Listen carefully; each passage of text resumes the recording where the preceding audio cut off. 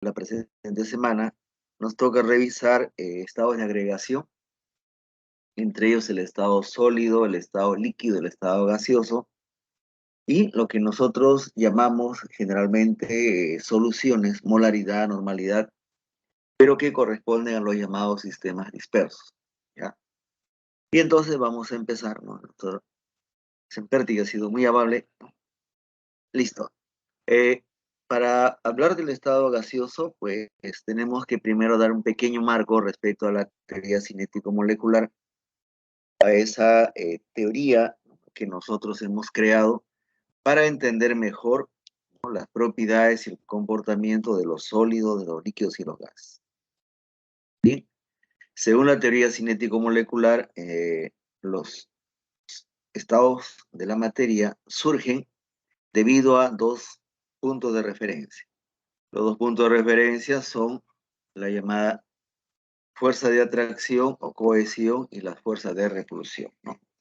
El estado gaseoso es el estado más desordenado de la materia. En él se argumenta de que la fuerza de repulsión entre las moléculas de gases son tan intensas o tan fuertes, ¿no?, que simplemente mantienen alejados, muy alejados a una molécula de otra molécula. La distancia entre moléculas es, la palabra podría ser tranquilamente inmensa, ¿ya? En el estado sólido es todo lo opuesto, como vamos a ver, y en el estado líquido se indica el término intermedio, ¿correcto? ¿Ya? Muy bien. Entonces, ahí está el sustento. La fuerza de cohesión son mucho menores que las fuerzas de repulsión. Por eso es que el estado gaseoso es llamado caótico, ¿no? Ahora, los gases que nosotros respiramos, los que generamos, los que inhalamos y exhalamos, son gases reales, ¿no? La palabra real significa que existe. Ahí no hay otro término que pueda ingresar como equivalente ni nada por el estilo, ¿no? Sin embargo, para poder hacer las aproximaciones matemáticas, para poder empezar el estudio de esto, nosotros, los seres humanos, hemos creado el concepto de gas ideal. El gas ideal es un modelo matemático, que los gases ideales no existen. Por eso dice acá modelo para explicar el comportamiento de los gases. ¿Cuándo? Cuando estos gases están sometidos a bajas presiones y a altas temperaturas. ¿Listo? Entonces, tal cual ustedes saben o conocen, todo aquello que sea tipificado de ideal simple y llanamente no existe, ¿ya? El anhídrido carbónico, el oxígeno, el nitrógeno, el hidrógeno, etcétera, sustancias que ustedes saben son gases, ¿no? Nosotros le convertimos, entre comillas, en gases ideal para poder aplicar con ellos ciertas fórmulas, ciertas reglas, ciertas leyes, ¿no? ¿Ya? Entonces, un gas real se considera que tiene un comportamiento ideal cuando se encuentra a baja presión y alta temperatura. Las bajas presiones, por favor, son menores a 10 milímetros de mercurio, ¿ya? Recuerden, una atmósfera equivale a 760 y las altas temperaturas son mayores de 1000 grados centígrados. Nada más para que tengan una referencia, ¿no?, de qué cosas son gases reales y qué cosas son gases ideales, ¿no? Gases reales, todo aquello que nosotros generamos, producimos. Y continuamos entonces. La teoría cinética molecular justamente, pues, nos dice algunos postulados, ¿no? O sea, algunas afirmaciones. Uno, los gases están formados por moléculas. ¿Listo? Pueden ser moléculas monoatómicas o pueden ser moléculas poliatómicas, ¿no? Una molécula monoatómica es, por ejemplo, el argón, y una molécula poliatómica, de repente, el oxígeno, bajo la forma de ozono, ¿ya? Bien, luego, su masa. El peso de una molécula de gas es tan pequeñita que simplemente, para no decir el término insignificante, ¿no?, se le coloca el término puntual, masa puntual, pequeñísima, ¿no? Siguiente punto, su fuerza de atracción. Como son gases ideales, entonces no le podemos permitir, entre comillas, el cambio de estado, ¿no? A un gas real, si nosotros lo comprimimos a determinado punto, automáticamente se convierte en líquido, ¿no? Y entre comillas, no me conviene porque la fórmula que le estoy aplicando al gas no se puede aplicar al líquido. Entonces, decimos o sustentamos que los gases o en los gases ideales no hay fuerza intermolecular de atracción, ¿no? Y finalmente, teniendo en cuenta todo lo anterior, el volumen que ocupa una molécula de gas, una solita, es tan pequeñito, ¿no? Si se tiene en cuenta el volumen del recipiente que lo contiene, ¿no? Podemos tener un recipiente de 1 metro cúbico, de 1 mililitro, de 1 litro, ¿no? Pero la molécula de gas es muchísimo más pequeña que eso, ¿ya? Ahora, para los gases ideales también se divulga un comportamiento. Ese comportamiento se le tipifica como choques elásticos. ¿Qué significa un choque elástico? Si ustedes por A o B golpean algo con la palma de la mano, el puño, en fin, etcétera, ¿no? Cada vez que choquen, simple y llanamente van a perder energía. En una molécula de gas ideal o en las moléculas de gas ideal, los choques de estas moléculas entre sí y con las paredes del recipiente que los contiene no pierden energía.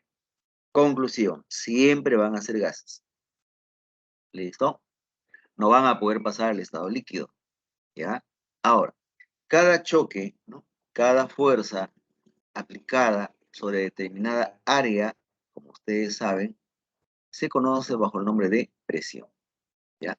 Definición de presión, fuerza sobre área, ¿no?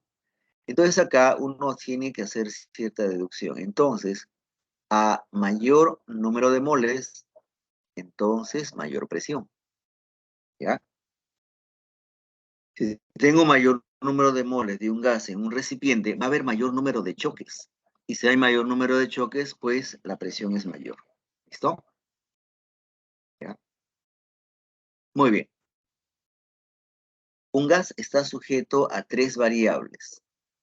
Se le llama variable de estado, ¿no? Su comportamiento se sujeta a 3 variables. Uno es la variable presión, que se puede dar en atmósferas, milímetro de mercurio, pascal y PSI. Normalmente esto es minúscula. Ya acá ha habido un lapsus brutus de hace varias décadas. El volumen se puede dar en litros, ¿sí? También se puede dar en metro cúbico, también se puede dar en mililitro, ¿correcto? La cantidad de mol o la cantidad de sustancia, sí, es mol nada más. Y la temperatura necesariamente en Kelvin. Ojo, acá no hay grado centígrado, acá no hay grado Fahrenheit, acá tienes que trabajar en Kelvin, ¿ya? Muy bien. Entonces, presión, volumen y temperatura son las llamadas variables de estado. La cantidad de gas o la cantidad de moles, ya, también forma parte de esto, pero es ligeramente aparte. ¿Bien? Listo. La presión que ejerce la masa de aire sobre nosotros, ¿no? La atmósfera finalmente sobre nosotros, la conocemos como presión atmosférica, ¿no? Probablemente ya estemos eh, conociendo que una atmósfera de presión equivale a 760 milímetros de mercurio, ¿no? O una columna de 76 centímetros de mercurio, pero también a 1,013 por 10 a la 5 pascal, ¿no? Ahora, ¿con qué se mide la presión? La presión se mide con un instrumento llamado barómetro. El barómetro fue descubierto por un señor italiano de apellido Torricelli, ¿no? ¿Ya? Este es el esquema o la estructura de un barómetro, ¿correcto? Una columna de mercurio de 1 metro de altura, lleno de mercurio. El diámetro acá era 1 centímetro, ¿ya? Y acá seguía siendo mercurio, tanto acá como en la columna. sellado completamente, Torricelli vio con asombro que la caída del mercurio, que se esperaba fuera completa y total, se detenía a la altura de 76 centímetros, ¿no? Por eso que la presión atmosférica se indica que es 76 centímetros de mercurio o 760 milímetros de mercurio, ¿ya? Bien, acá están las equivalencias. Traten de aprender las equivalencias lo más rápido que puedan.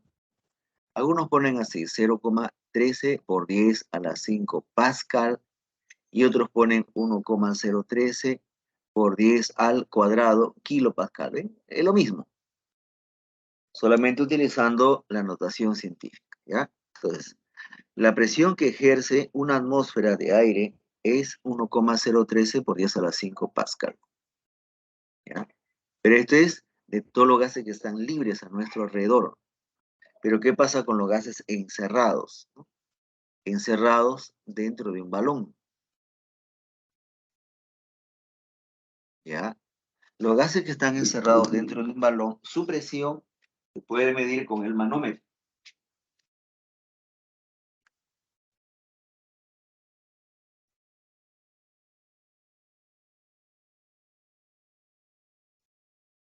¿Ya?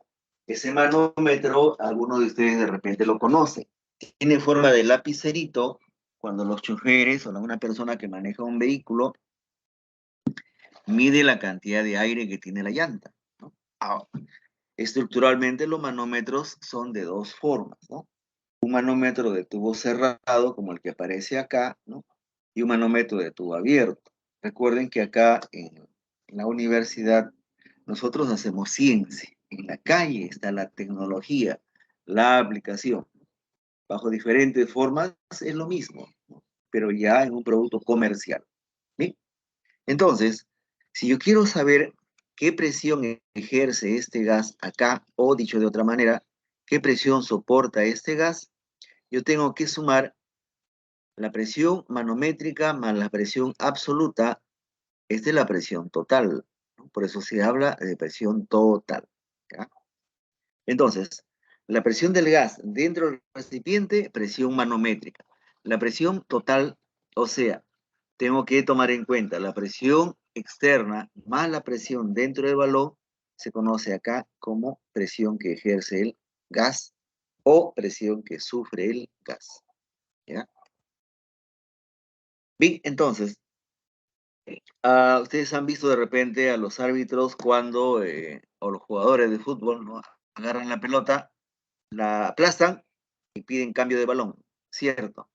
Bueno, significa que la presión del aire dentro de ese balón ha cambiado, ¿ya? Y ya no es lo mismo. Muy bien. Un intento de acercarse al conocimiento, nosotros generamos leyes, ¿se acuerdan? ¿Ya? Una ley es una generalización respecto a un fenómeno. Y entonces acá tenemos las generalizaciones respecto al comportamiento de los gases, conocido como leyes de los gases ideales. Ojo, tiene que resaltarse esta palabra, gas ideal, porque las leyes para gases reales son parecidos, pero no iguales, ¿ya? Entre los nombres famosos que hay que recordar está la ley de Boyle, la ley de Charles y la ley de Gay-Lussac, ¿no? La ley de Boyle, llamado de proceso isotérmico, la de Charles, proceso isobárico, y la de Gay-Lussac, proceso isocórico o isométrico. ¿Qué significa esto? En la ley de Boyle, que la temperatura no cambia, es constante. En la ley de Charles, que la presión tampoco cambia, es ahora la presión constante. Y la ley de Gay-Lussac, que el volumen es constante, ¿no? Entonces, la última es, por ejemplo, para el balón de gas, que de repente algunos de ustedes todavía compran, ¿no? Todo lo que ocurre en la Tierra está a presión constante, porque se supone que estamos encima de la superficie terrestre y a nivel del mar, ¿no? Y bueno, la ley de Boyle sí, hay que mantener la temperatura constante, ¿no? Un valor X elegido por el experimentador hace su experimento y toma sus resultados, ¿ya? Sí. Vamos a hablar ligeramente de la ley de Boyle, ¿no?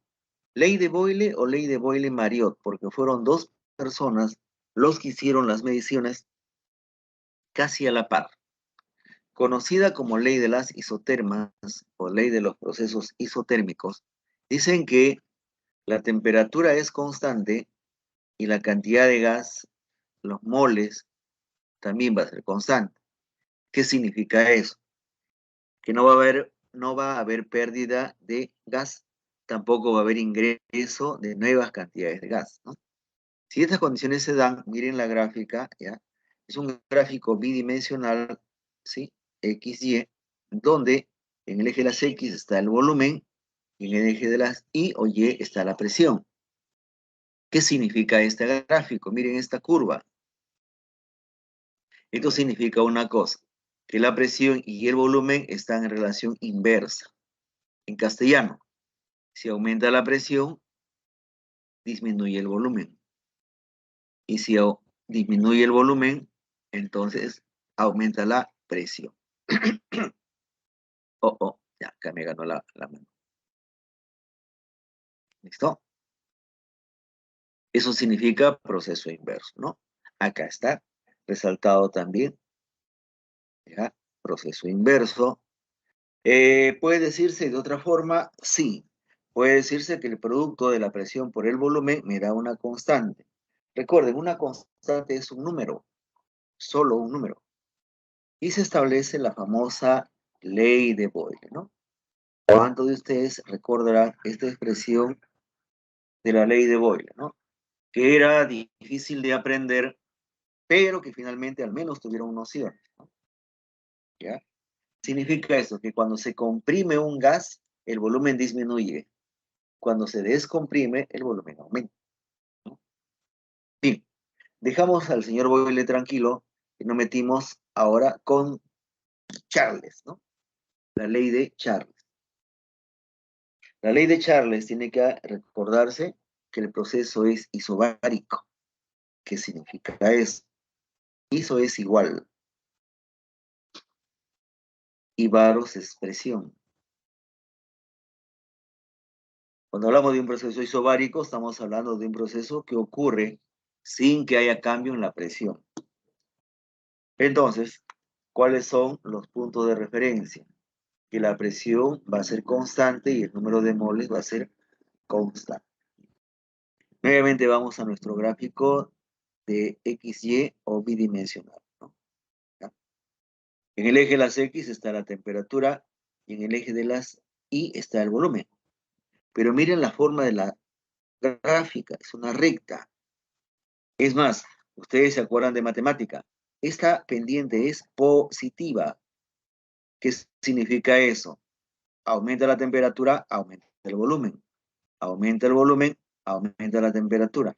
Son los famosos procesos de expansión, ¿ya? Y eso es lo que dice la parte simbólica. La parte simbólica dice que la presión está o varía directamente con la temperatura, ¿sí? Que si yo divido volumen sobre temperatura, me va a dar un valor constante, me va a dar necesariamente un número, ¿ya? Y bueno, pues esta es la forma o la fórmula de la ley de Charles que probablemente ustedes reconozcan, ¿no? P1 sobre T1 es igual a V sub 2 sobre T sub 2, ¿no? ¿Dónde está la presión? La presión justamente es constante, por eso no se la escribe, ¿no? Ahí está. Cualquier expresión finalmente es la misma, B1 sobre B2, T1 sobre T2, ¿no? Ojo, la temperatura tiene que estar en Kelvin. Ojo, no vayan a olvidar eso, ¿ya? Bien, son tres leyes de los gases. La ley de Boyle, la ley de Charles y la ley de Gay-Lussac. Gay-Lussac, proceso isocórico. Iso es igual. Y coros viene a referirse al volumen constante. Volumen constante. ¿Sí? Cuando esas dos condiciones se dan, entonces, y si el volumen es constante y la cantidad de gas es constante, pues estamos hablando de la ley de Gay-Lussac. Por lo tanto, miren el gráfico ahora nuevamente. Tranquilamente este gráfico se proyecta en un sistema bidimensional. Temperatura acá, presión acá. Veo el gráfico, es una recta con pendiente positiva. ¿Qué significa que la pendiente sea positiva? Que si aumenta la temperatura, aumenta la presión. Si disminuye la temperatura, disminuye la presión. ¿Listo? ¿Ya? Presión, entonces, ¿qué es lo que estoy viendo? Que la presión varía directamente proporcional con la temperatura, ¿no? O varía en relación directa, también podría decirse. Lo cual me da esta ecuación. ¿Listo? Esa es la ley de Charles. Presión 1 es a temperatura 1, como presión 2 es a temperatura 2. ¿Correcto? Muy bien. Todo eso está bonito, ¿no? Boyle, Charles, Gay-Lussac, Dalton. Durante muchos años usaron un laboratorio, cada uno su propio laboratorio, por supuesto. Lo que a ellos les sobraba era la plata, ¿no? Ya eran gente pudiente o adinerada. Sin embargo, había un químico, joven aprendiz de nombre Avogadro, que postuló lo siguiente. No solamente lo postuló, lo demostró. Dice, un mismo volumen de gas a la misma temperatura y a la misma presión contiene, acá está la palabra contiene, el mismo número de moléculas, ¿ya? Dirán, pero esto cómo se entiende. Entonces, esto se entiende actualmente de la siguiente manera. Un mol de gas ocupa 22,4 litros, ¿cierto? Siempre y cuando la presión sea una atmósfera o 760 milímetros de mercurio. Y la temperatura sea 0 grados centígrados o 273 Kelvin. ¿Listo? Y miren, si esto se da, el volumen no cambia, la presión no cambia, la temperatura no cambia, entonces un mol contiene 6,02 por 10 a la 23 moléculas. ¿Sí? Esta es la famosa hipótesis de Avogadro. ¿Ya? Esa es la hipótesis de Amadeo Avogadro. ¿Correcto? ¿Ya? Dice, para un mismo volumen, 22,4, a una misma presión, una atmósfera, a una misma temperatura, 273 Kelvin, la cantidad de moléculas es la misma, sea hidrógeno, sea oxígeno, sea cualquier molécula de gas. La hipótesis de Avogadro se convierte luego en la famosa ley de Avogadro. Y acá aparece otra relación muy interesante, la que voy a marcar a la izquierda, ¿ve? ¿Qué dice? Que el volumen depende de la cantidad de gas. Eso es lo que dice. El volumen depende de la cantidad de gas. ¿Ya? Y ahora miremos el ejemplo de la parte inferior. Dice, si un mol de gas ocupa 1 litro, 2 moles de gas, ¿cuánto ocupará? Y la respuesta es 2 litros, ¿cierto? 2 litros. ¿Ya? Entonces, ¿de qué depende el volumen de un gas? De la cantidad de gas, ¿correcto? O dicho de otra manera, el volumen y el número de moles están en relación directa. Y acá, ¿sí? Ahora, a esta hipótesis de Avogadro, o luego de haber hecho Avogadro la química de una manera cuantitativa, aparecen otras relaciones matemáticas, relaciones numéricas, como por ejemplo, ¿no?, la ley combinada de los gases. La ley combinada, como su nombre lo dice, ¿qué estoy haciendo? Combinar las tres leyes. P por B entre T es igual que P por B entre T. Para un caso 1 y para un caso 2. ¿No? ¿Ya? Y entonces, ahí está. Por lo tanto, si yo solamente tomo esto, fíjense cómo aparece la constante R. R que luego va a valer 0,082 si la presión está en atmósferas, o R que va a valer 62,4 milímetros de mercurio. ¿Listo? Pero eso es R. ¿Ya? Y ahí aparece el famoso Pau igual ratón, que vamos a ver a continuación. Muy bien. La llamada ecuación general de los gases ideales, o llamada también ecuación de estado, permite, ¿no?, a partir de ella despejar,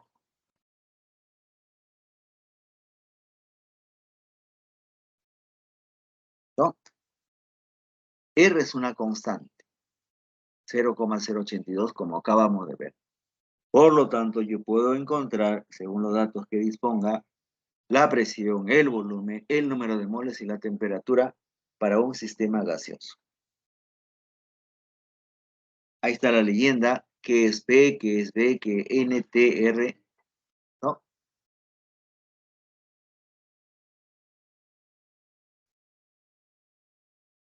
Ahora, estudiante a quien le guste la matemática, 1, y estudiante que sepa jugar con el álgebra, 2, puede deducir N fórmulas, ¿no? Todavía me acuerdo hace algunos años atrás, un alumno decía, profe, yo tengo una fórmula para eso, ¿ya? Yo tengo una fórmula para eso, y lo hago más rápido que usted inclusive. Pues tengo otra fórmula para eso, ¿ya? ¿No? Y es cierto, hay alumnos, hay personas que se encargan de generar una fórmula para cada caso, ¿ya? Eso está muy bien, pero no necesariamente abarca todo, ¿ya? No necesariamente. Y este es el caso de P por B igual a nRT, que puede desdoblarse teniendo en cuenta de que el número de moles es la masa sobre la masa molar en otras fórmulas, como por ejemplo aquella fórmula para hallar directamente la masa molar. ¿Cuál es la masa molar de una sustancia? Bla, bla, bla, bla, bla, bla. Esto es esto. Pero también se puede utilizar la misma derivación, pero aprovechando ahora el concepto de densidad, ¿ya? Entonces, en función a la densidad, miren acá está la densidad, ¿ya? Yo puedo despejar la masa molar, ¿ya? Y entonces acá tengo yo mi ecuación, ahí tengo yo mi ecuación que habla de la densidad. La densidad es la presión por la masa molar, ¿no?, ¿ya?, entre RT, ¿cierto? Ya, muy bien. Las tres primeras leyes, junto con la hipótesis de Avogadro, son lo básico, ¿correcto?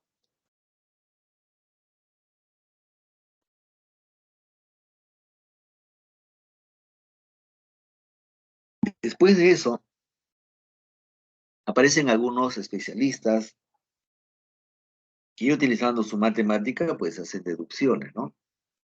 Ahí está la famosa ley de Dalton, ley de las presiones parciales.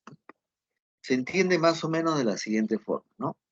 La presión total en un sistema formado por la mezcla de gases es igual a la suma de las presiones parciales que ejerce cada gas en forma individual. ¿Y esto por qué? El sustento es sencillo. Cada molécula de gas es tan pequeñita que es como si la otra molécula no existiera. Por lo tanto, esa molécula de gas ejerce su propia presión y la otra molécula de gas también ejerce su propia presión, ¿no? Es lo que ha tratado de mostrarse acá con este gas rosadito, con este gas verde y con este gas celeste. Él ejerce su presión P1, acá su presión P2 y acá su presión P3, ¿no? Pero cuando los mezclas a todos, entonces existe un valor llamado presión total que resulta ser de sumar presión 1 más presión 2 más presión 3. ¿Listo? Y así de sencillo, nada más.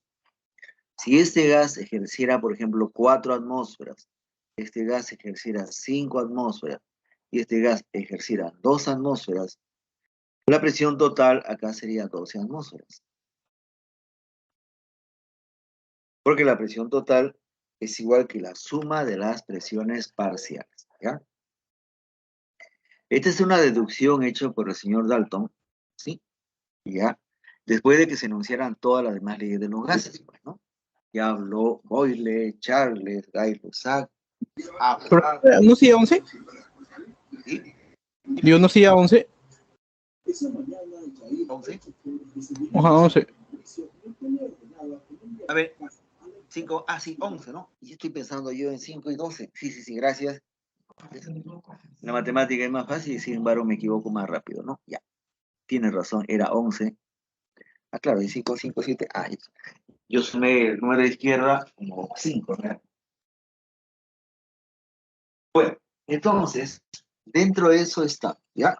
La ley de Dalton es una deducción posterior a las leyes dichas con anterioridad. Y ahí está, ¿ya? Vean, presión total, suma de presiones parciales, perfecto. Y si eso lo colocamos como si fuera pavo igual ratón, pues vamos a ver acá. Pavo igual ratón, despejo P, como ustedes saben, esto queda nRT sobre B, ¿no? Y miren, lo único que cambia acá, fíjense,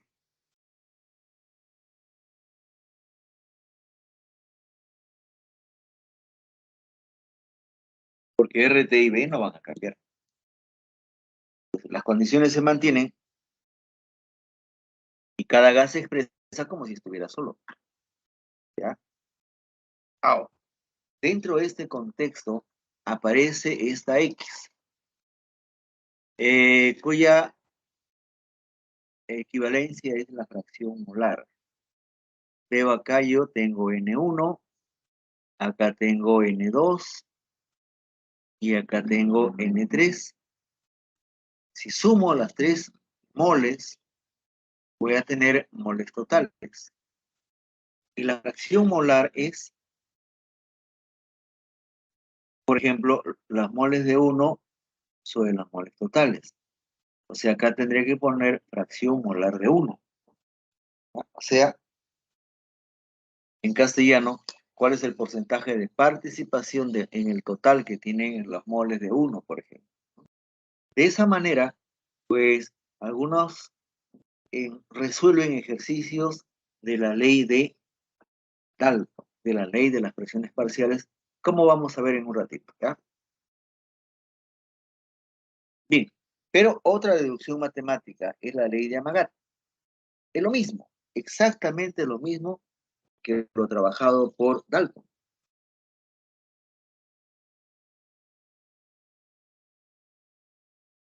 Solamente que usa la variable volumen.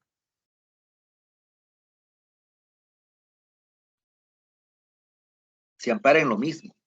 El volumen de una molécula de gas es tan pequeñita que si yo mezclo varios gases, cada uno se comporta en forma independiente, ¿ya? Entonces aparece igual, ¿ya? El gas A ocupa un volumen, el B ocupa un volumen, el C ocupa volumen, y se comportan como si estuvieran de manera individual, absolutamente solo, ¿ya? Por lo tanto, la ley de Amagat, llamada de volúmenes parciales, es exactamente igual a la ley de Dalton, reitero, cambiando solamente la P de presión por la B de volumen.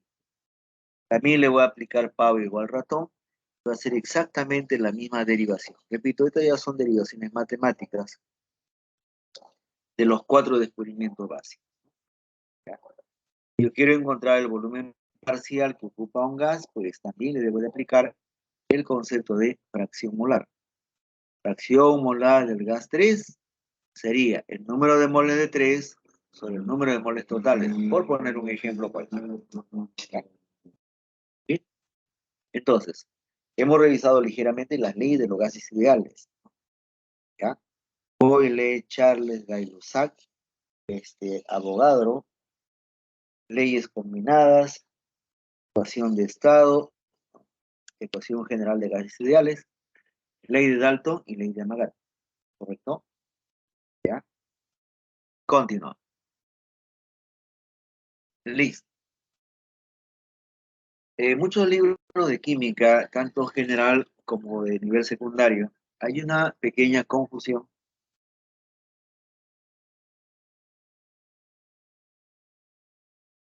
con la palabra difusión, ¿no? Más claro es el concepto de difusión en biología, ¿no?, que difusión en química para algunas personas. Difusión es mezclarse, mezclarse. Eso es la palabra difusión, o ese es su significado. Mientras que efusión acá es efusión, es escaparse. Escaparse o escapar por un poro, por un hueco. ¿Listo? Entonces, la ley de efusión de Graham habla justamente de eso. ¿Cuánto demora en escapar una molécula de gas a través de un poro ultramicroscópico? Y bueno, pues él encuentra de que esa velocidad de escape tiene relación con la inversa de su masa molar. ¿Ya? ¿Qué es esto? La inversa del tamaño. La masa molar indirectamente me dice o me acusa el tamaño de una molécula. A mayor masa molar, mayor tamaño. Y es más grande, es más lenta. ¿Ya? Ahora, esto me da un valor exactamente igual. Nuevamente la matemática entra acá, hace un juego de números, la gente se marea. La inversa de la densidad. ¿Listo? Acá. Y aparece la famosa ley de efusión de Graham. B chica es velocidad, B grande es, o ustedes lo conocen como V, ¿no? Ya, V pequeña o minúscula es velocidad y V grande es el volumen. Entonces acá está comparando la velocidad del gas 1 respecto al gas 2 como la raíz cuadrada de la masa molar de 2 con la masa molar de 1, o la densidad de 2 entre la densidad de 1. ¿Ya? Entonces, esa es la manera como Graham, ¿no?, muestra la rapidez o velocidad con la cual escapa un gas, ¿no? Y el mejor ejemplo lleva a uno a recordar la niñez de un niño, ¿no? Es posible porque ya las condiciones de vida han cambiado, ¿no? Ustedes siendo niños hace 15 a 20 años atrás, papá, mamá les compraba un globo grandote, de eso que hacen que un niño dicen que se sienta orgulloso y feliz, ¿no? Y luego de unos días ese globo se había desinflado, ¿correcto? Pregunta, ¿por qué se desinfló? Si el globo no tiene huecos, ¿qué pasó? ¿Quién lo abrió y lo cerró de nuevo? No tiene nada que ver eso, ¿no? Solamente que era a través del globo, a través de la pared del globo, o del material del cual está hecho el globo, pues se han escapado los gases. Ley de efusión. ¿Ya? Listo. Dejamos a los gases tranquilos para mecharnos, como diría alguien, con los líquidos, ¿no? Particularmente yo desearía estar en una piscina, nadando, el agua está tibia, no hay mucha gente, etc.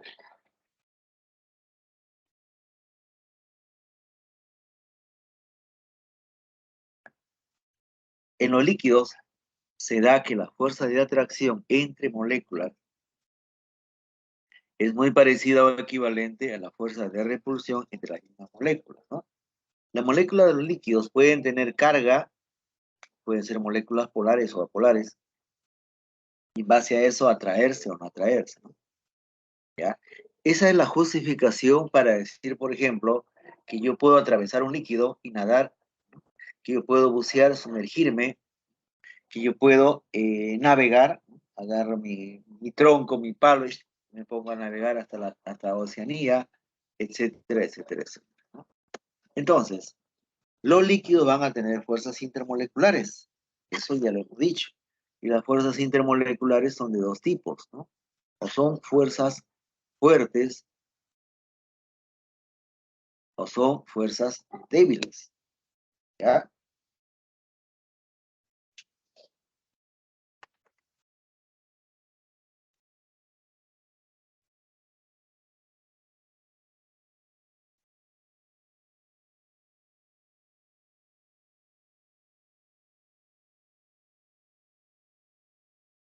¿Ya? Entonces, ¿quiénes son las fuerzas fuertes? Lo dijimos la vez pasada, dipolo, dipolo y puente de hidrógeno. ¿Quiénes son las fuerzas débiles? London y Van der Waals. Por favor, eso es algo que deben de recordar, ¿ya? Ahí está. Las fuerzas de London son para todas aquellas moléculas que son apolares, por lo tanto, en este caso, el líquido apolares. Y la fuerza dipolo-dipolo, y las fuerzas puente de hidrógeno, son para sustancias y líquidos polares. ¿No? ¿Ya? Muy bien. En base a estos postulados o a estas afirmaciones, mejor afirmaciones, entonces los líquidos muestran algunas propiedades. Una de ellas, la tensión superficial. Yo creo que ustedes recuerdan que la palabra tensión significa fuerza.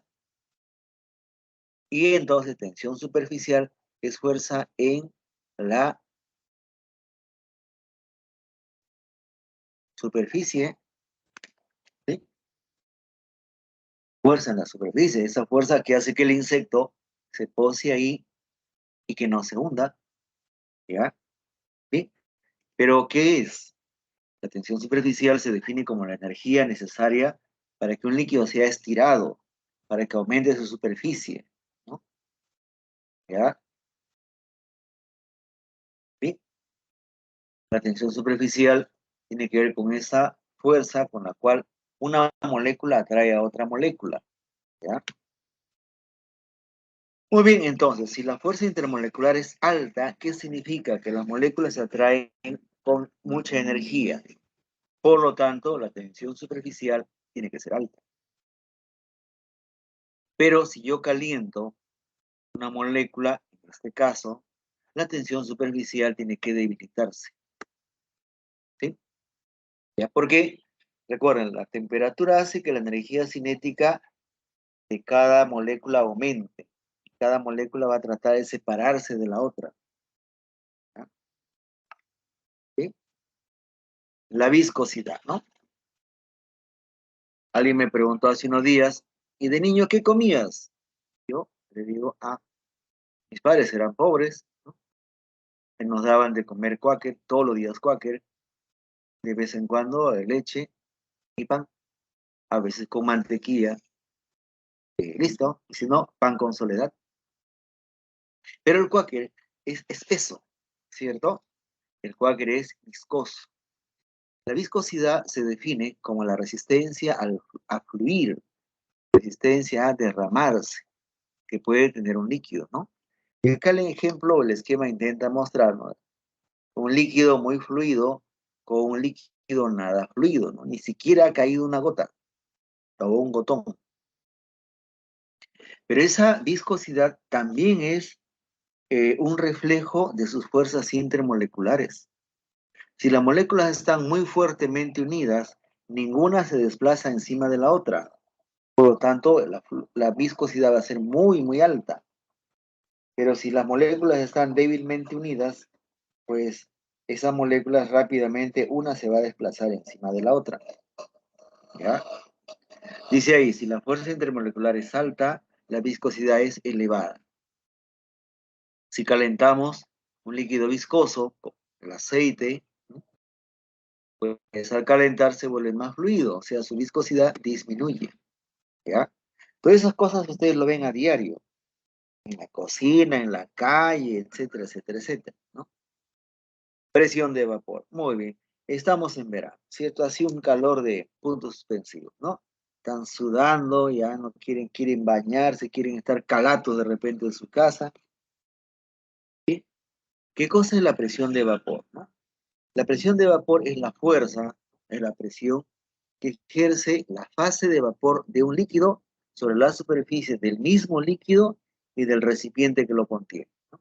O sea, estamos hablando de una botella que contiene un líquido dentro y la botella está cerrada. A una determinada temperatura, eso se conoce con nombre de presión de vapor. ¿Ya? Ustedes probablemente lo han visto. El mejor ejemplo son las gaseosas.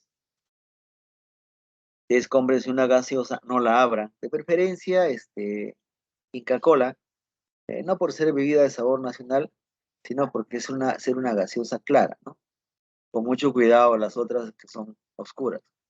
Déjenlo ahí al sol y van a ver cómo en la parte de arriba, donde no está la gaseosa, hay gotitas de agua, ¿no? Y se van formando gotitas de agua, ¿correcto? ¿Por qué?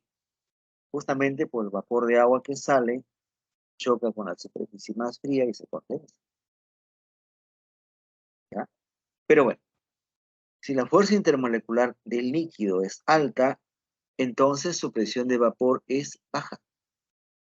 No va a hervir con facilidad, o sea, va a usarse mucha energía para querer separarla. Por eso que la presión de vapor es baja. Pero si yo caliento el sistema, aumento la temperatura, ¿no? Entonces la presión de vapor va a aumentar, de hecho, ¿no? Va a intentar evaporarse. La presión de vapor es un concepto que tiene mucho que ver con la evaporación. Evaporación. ¿Ya? Mucho que ver con la evaporación. Muy bien. El punto de ebullición se define como la temperatura a la cual la fase de vapor de un líquido vence a la presión atmosférica o presión externa, ¿no? Llegamos acá. Temperatura a la cual la presión de vapor igual a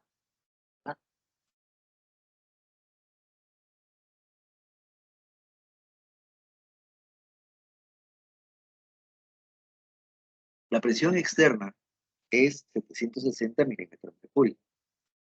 Eso ya lo vimos. Ahora, si una molécula de líquido tiene una fuerza intermolecular fuerte o alta, al calentar, el punto de ebullición aumenta. No, a mayor fuerza intermolecular, mayor punto de ebullición. Pero si nosotros calentamos ese líquido, ¿ya? El punto de ebullición se va a obtener mucho más rápidamente. ¿Correcto? ¿Ya? Bien, con esto terminamos lo que corresponde a los líquidos, ¿no? Vamos a pasar ahora al estado sólido, ¿ya? Y bueno, pues, ¿qué conocemos del sólido? Lo que se dijo hace rato, que la fuerza de atracción o cohesión son mucho mayores que la fuerza de repulsión, ¿correcto? O sea, las partículas de los sólidos se van a atraer con mucha fuerza, se van a atraer muy fuertemente. Y entonces, no le va a dar oportunidad a la otra molécula de sólido, ¿ya? Para que ésta se desplace o se mueva. En los líquidos y en los gases, las moléculas tienen movimiento propio. En los sólidos, no. En los sólidos, las partículas están atrapadas, completamente atrapadas, ¿no? Y entonces, es por eso que los sólidos, al no desplazarse, nos permiten a nosotros, ¿qué cosa? Construir las casas, ¿no? ¿Ya? Construir una casa. Y nos permite también caminar sobre el suelo. Pues. Si los sólidos, si la partícula del sólido se desplazara, al dar un paso nos hundimos, ¿ya? Y bueno, no tendríamos un techo sobre la cabeza porque simplemente el techo se caería sobre nosotros, ¿no? ¿Ya? Los sólidos solo tienen movimiento de vibración, un movimiento imperceptible, pero de vibración. ¿Ya? Tienen forma y volumen definido y no se pueden comprimir. No se pueden comprimir. Ahora, hay una clasificación universal de los sólidos, ¿no? Entonces, buscando qué aprender, nosotros tenemos que romper nuestra cabecita, romperse el coco y aprender ciertos términos, ¿no? Los sólidos se clasifican en dos grandes grupos. O son sólidos cristalinos o son sólidos amorfos. La palabra amorfo se traduce a sin morfo, cuerpo, forma, ¿no? Pero eso no necesariamente es correcto, ¿ya? Entonces, los sólidos amorfos son aquellos que tienen un ordenamiento de corto alcance, se dice. O sea, su orden es muy cortito, muy chiquito, ¿ya? Y entonces, simplemente, al tener un orden muy restringido, no van a tener una estructura interna definida.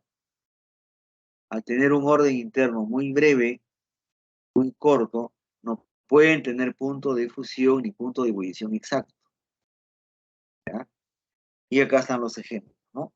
Ese plástico que cuántos cochinos no botan luego de terminar de tomar su agua, su gaseosa, en vez de llevarlo a la casa y echarlo en la basura que generamos a diario, ¿no? Hay gente sin vergüenza, falta de cultura, bruto y no sé cuántas cosas más, que suelta a través de la ventana, debajo del asiento, la botella de plástico, etcétera, ¿no? Bueno, Consuelo, están botando un sólido amorfo, ¿no? Profesor, Sí, señor, dígame. ¿a qué se refiere que su orden es muy corto? O sea, ¿qué es el orden? A ver, vamos a ver. Si ves esta rayita, intenta dar un orden, ¿no? Pero si yo tuviera así, pregunto, ¿está ordenado o no está ordenado? Está desordenado. Ah, sí, esa es la característica más importante en los sólidos amorfos. Mira el gráfico. ¿Ves la forma? Uno más grande, otro más pequeñito, otro más grande. O sea, este orden se dice orden de corto alcance, muy, muy pequeñito. Por lo tanto, no puedo hacer con él determinados procedimientos, ¿ya? El caucho, la llanta, es un sólido amorfo. El vidrio también, ¿no? Algunos dicen que el vidrio, ustedes lo ven ahí sólido en la ventana, por dentro es líquido y todavía persiste como líquido, ¿ya? Eso se llama orden de corto alcance. Mientras que los llamados sólidos cristalinos tienen un orden de largo alcance, ¿ya? ¿Qué significa un orden de largo alcance? Están bien bacán. Mira ahora el dibujito que está acá. Mira el dibujito que está acá, ¿ya? ¿Listo?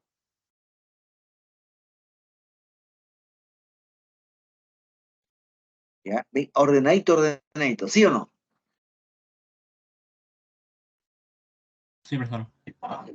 Ese se llama ordenamiento de largo alcance. O sea, a un sólido cristalino yo lo puedo pulir, yo lo puedo cortar bien bonito, ¿ya? Puedo moldear los ladrillos, las piedras preciosas, las piedras mismas de Machu Picchu, en fin, etcétera, han sido pulidas gracias a que las piedras, los minerales, las rocas, son sólidos cristalinos. Esa explicación es esto de acá, largo alcance. O sea, tú lo puedes cortar derechito. Sólido amorfo no, lo cortas y sale como sea. ¿Ya? ¿Listo? Profesor, entonces un sólido amorfo se puede considerar algo que conserva todavía alguna parte que no está definida como totalmente sólida y de otra parte que sí está definida como sólida. Así es, exacto, gracias. Es la mejor definición que he escuchado. Una parte es sólida y otra parte es semisólida o líquida. Pero Y el, nosotros no y lo el, llegamos a diferenciar. y el cristalino es totalmente ya sólido, ¿no, profesor? Totalmente sólido, sí. Ya. Gracias, excelente. Ya, a ver, continúo. Muy bien. Los Profesor, sólidos ya son cristalinos. las 5:55. Ah, ya, ya. Entonces entramos a descanso. Gracias.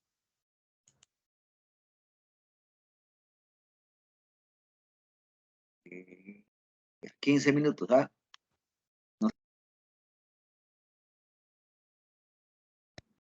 Muy bien, son las 6:10, vamos a continuar, ¿ya? Ya. Les estaba diciendo que los sólidos cristalinos son entonces los sólidos cuya estructura interna es mucho más ordenada. A eso se le llama red cristalina y se dice que tienen un ordenamiento de largo alcance. Son 4 formas de sólidos cristalinos que nosotros conocemos, ¿ya? En primer lugar, los sólidos covalentes, ¿no? Bueno, los sólidos covalentes, entre ellos el enlace es covalente, eso no hay discusión. Sin embargo, se reduce a casi 2 elementos en forma selecta, el carbono-carbono y el carbono-silicio, ¿ya? El sólido metálico es aquel que se da entre metales. ¿Listo? El sólido molecular, les había dicho que una molécula y aquel era aquel compuesto que tenía enlace covalente. Y por lo tanto, a ellos se les asignaba el término o el calificativo de moléculas. Entonces, el agua, el CO2, etcétera, todos ellos son moléculas. Si están al estado sólido, formarán parte de los llamados sólidos moleculares, ¿no? Y finalmente, los sólidos iónicos, pues son los compuestos iónicos. Que van a ser los compuestos iónicos. La sal, por ejemplo, ¿no? Era una piedra, por decir así nada más. En realidad, una piedra es una mezcla de minerales, ¿no? ¿Ya? Entonces, todos ellos son sólidos cristalinos, sólidos que tienen un orden muy regular. Muy bien, acá está el ejemplo, sólido covalente, el diamante, el lápiz, el carbón, la mina, ¿no? Ahora la nanotecnología está en base a sólidos covalentes, ¿ya? Características, el diamante es muy duro y no conduce la corriente eléctrica. ¿Por qué? Cuando no conducen es porque no tienen electrones libres.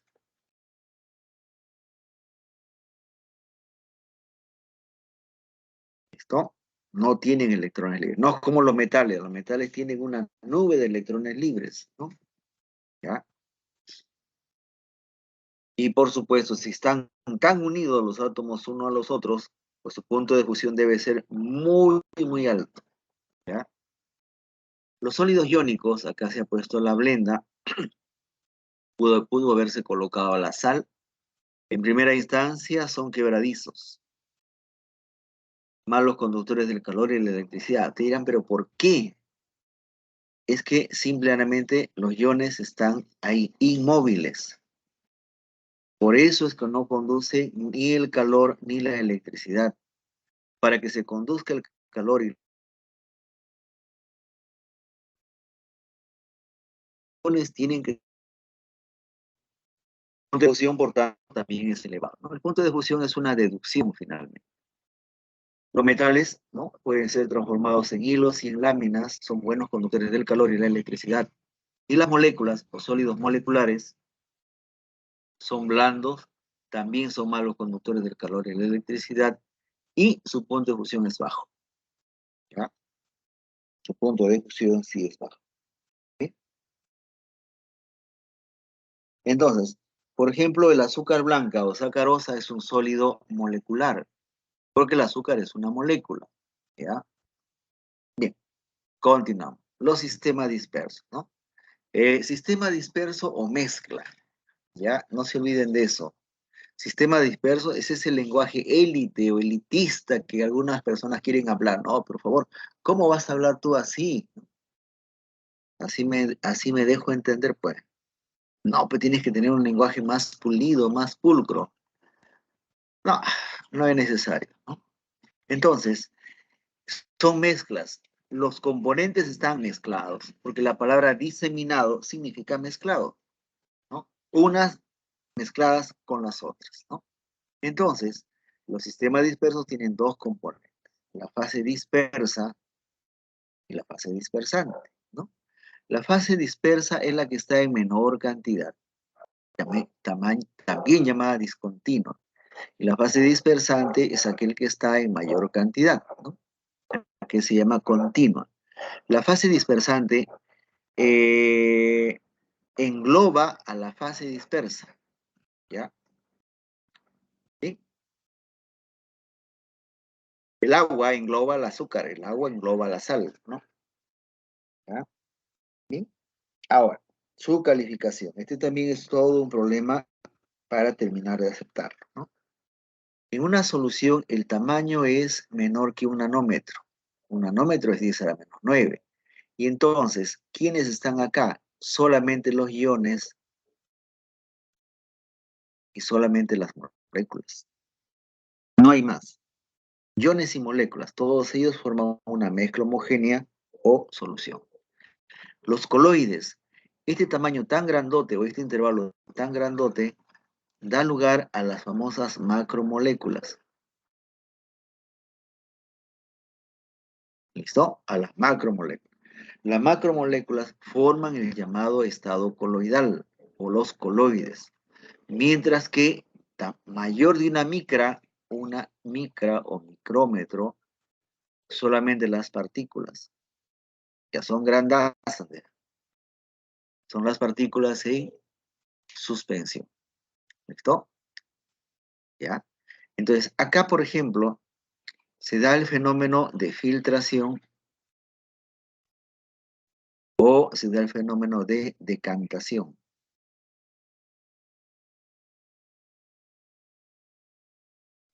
Filtración o decantación, ¿ya? Entonces, esa es la clasificación de un sistema disperso.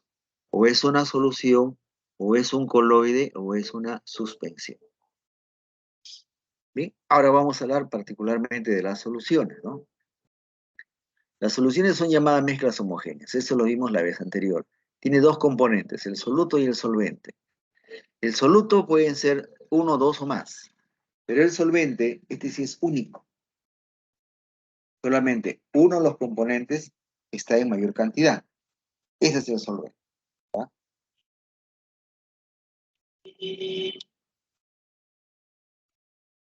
Otra clasificación ya mucho más secundaria, la clasificación de menor valor, por decir así, podría ser aquella que atiende a la naturaleza, ¿no? Las soluciones iónicas son aquellas que tienen pues iones en solución. Y las soluciones moleculares son aquellas que tienen moléculas. Por ejemplo, imagínense que ustedes quieran disolver, ¿ya?, aceite en gasolina. Lo pueden hacer. O ustedes quieran disolver una vela en gasolina. Lo pueden hacer. ¿Por qué? Porque la parafina, vela, así se disuelve en gasolina. Bien, las soluciones iónicas, soluciones como los iones están en movimiento, sí conducen la corriente eléctrica, ¿no? Ahí sí conducen. Las soluciones moleculares, los electrones están compartidos, no están libres. Acuérdense, una molécula, el enlace covalente, un par de electrones. Por lo tanto, ellos no conducen la corriente eléctrica. Todo ajusta perfectamente a aquello que estamos viendo y repitiendo, ¿ya? ¿Sí? Las soluciones iónicas sí conducen la corriente eléctrica y las moleculares no. ¿Sí? Acá. Acá hay otra clasificación, mucho más subjetiva todavía. La otra es ligeramente, esta no. ¿Por qué? Porque yo no debo de decir la solución está diluida y la solución está concentrada. Porque son términos tremendamente subjetivos. ¿Qué es diluido para mí? 1, allá. Para mí diluido es 10. No, pero no es lo mismo, no es lo mismo, pero el término sí lo es. ¿Ya? Sin embargo, acá está la parte técnica. Cuando uno dice solución saturada, es aquella solución que contiene la máxima cantidad permitida. Máxima cantidad permitida.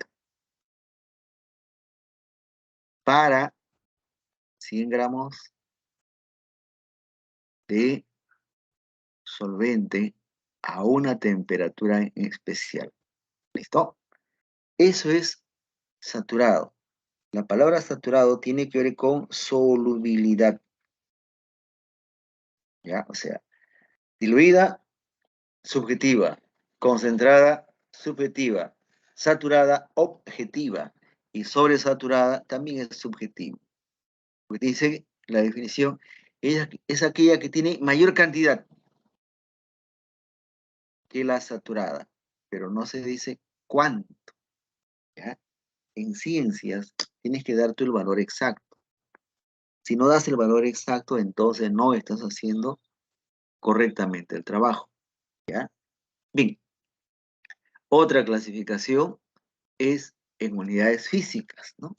Las unidades físicas básicamente se denominan porcentuales, ¿no? ¿Ya? ¿Listo?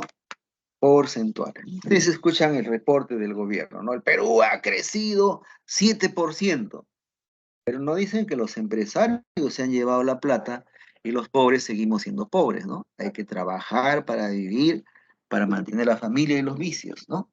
Que el Perú, ¿no? Que los, ¿cómo se llama? Que estas protestas están perjudicando a la ciudadanía. Sí, sí, sí. Es posible que las protestas estén perjudicando a la economía, pero quien lo siente más rico son la gente que tiene gran capital invertido y que no es su capital y que dependen de emplear a la gente como a ustedes o a mí. ¿Ya? Pero bueno, pero como dice la magnánime usurpadora, por favor, ustedes no se metan en política, ustedes no son quien para mandar en política. Ustedes solamente preocúpense por comer, por estudiar, por trabajar, por estar sanos. No se metan en política. La política déjenlo para los iluminados por Dios y por las estrellas, los congresistas y los militares y policías que actualmente están destruyendo el país, ¿no? ¿Ya? Pero bueno, ¿esto a qué va? Porcentaje, ¿no? Le contaba alguna vez a un familiar que hace algunos años yo tenía que recurrir al sistema financiero, ¿no? Le digo, mira, sacaba 10.000 soles en préstamo.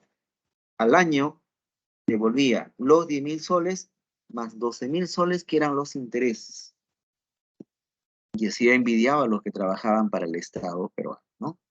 Ellos sacaban 10.000 soles y al año devolvían 10.000 soles más 500 soles de intereses. Y es más, de repente salía una ley que decía, lo que se les ha prestado ya no tienen por qué devolverlo, porque ustedes son pobres, ¿no? O sea, semejantes cosas no deben de pasar, no deben de seguir pasando, ¿ya? Pero eso se llama política, y hay gente que cree que no se debe de meter. Porcentaje en peso, masa, masa. Porcentaje en volumen, porcentaje, peso, volumen. ¿Listo? ¿Ya? Porcentaje, masa, masa, masa absoluto, masa solución, masa absoluto, masa solvente, masa de solución. Esa es una unidad de concentración porcentual. Pero también existe para trazas, para cantidades que pueden causar daño, partes por millón, miligramo de soluto sobre litro de solución. ¿Ya? Acá es litro por mililitro.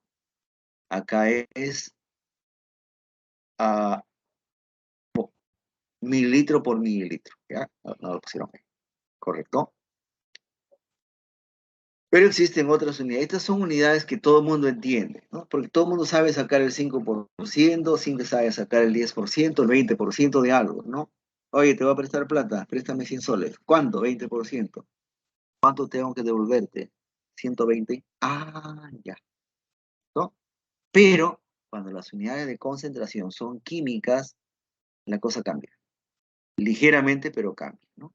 Porque yo tengo que saber qué significa molaridad y tengo que saber qué significa el número de moles, ¿no?